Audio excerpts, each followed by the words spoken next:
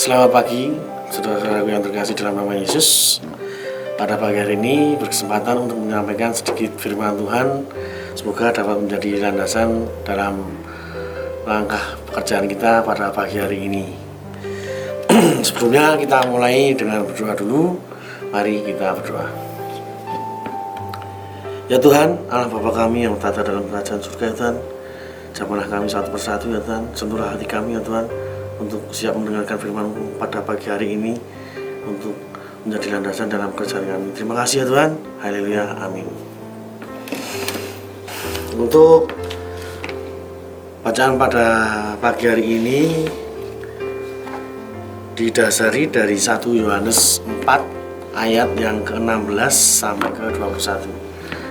Saya bacakan untuk yang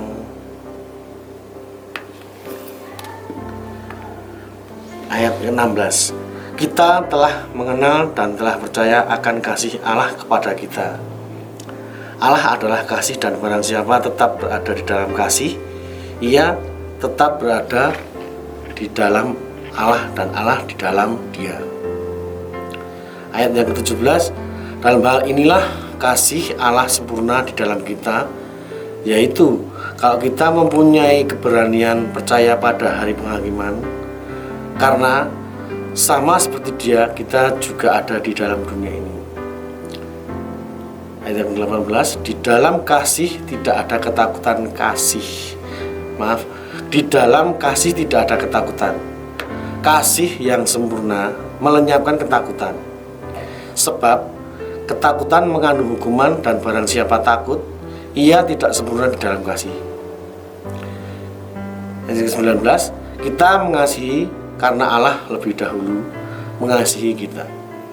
Ayat yang ke-20, jikalau seorang berkata, aku mengasihi Allah, dan ia membenci saudaranya, maka ia adalah pendusta. Karena barang siapa tidak mengasihi saudaranya yang dilihatnya, tidak mungkin mengasihi Allah yang tidak dilihatnya. Ayat yang ke-21, dan perintah ini kita terima dari Dia, barang siapa mengasihi Allah, ia harus juga mengasihi saudaranya. Baik, pada renungan pada pagi ini, bacaan yang kita akan dengarkan adalah berjudul tak membeda-bedakan. Teresa adalah seorang biarawati di India. Ia melakukan pelayanan kepada orang-orang miskin di kota Kalkuta. Ia bekerja tanpa pamrih.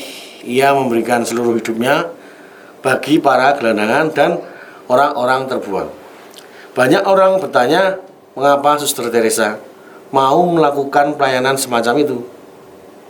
Menurutnya, ia menolong kaum gelandangan karena dalam diri mereka berdiam Allah. Maksudnya, apabila kita menolong mereka, itu sama halnya kita melakukan kasih kepada Allah. Suster Teresa melayani semua orang tanpa pandang bulu.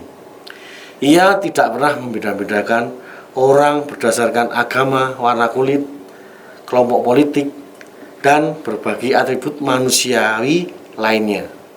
Siapa saja yang datang kepadanya, apapun latar belakang pribadinya, semuanya disambut dan diterima dengan baik.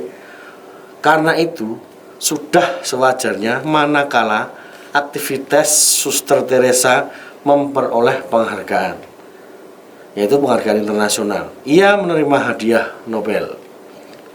Ia sering disebut sebagai pejuang kehidupan. Karya pelayanan Suster Teresa menegaskan bahwa apabila kita hendak mengasihi Allah, kita harus mengasihi sesama.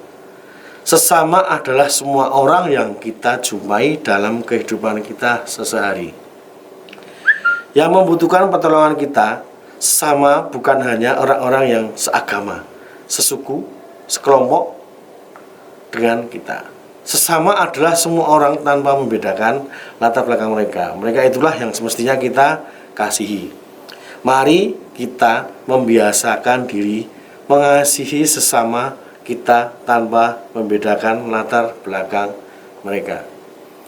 Ya, kembali lagi ke dasar dari firman Tuhan tadi, saya tertarik ke ayat yang ke-19. Aku mengasihi Allah, tapi dia membenci saudaranya. Berarti apapun yang dia katakan mungkin anggap aja omong kosong ya. Mengasihi Allah yang tidak dia jumpai, saudaranya sendiri yang dijumpai dia benci. Nah, itu berarti kan berbohong pada dirinya sendiri.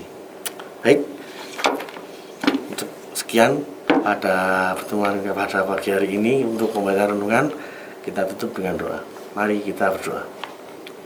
Ya Tuhan, Allah Bapa kami yang bertata dalam kerajaan surga, ya Tuhan, kiranya ampunilah segala dosa kami, ya Tuhan, yang belum bisa mengampuni saudara-saudara kami.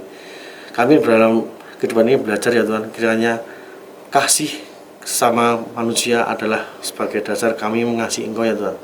Terima kasih, ya Tuhan. Haleluya. Amin.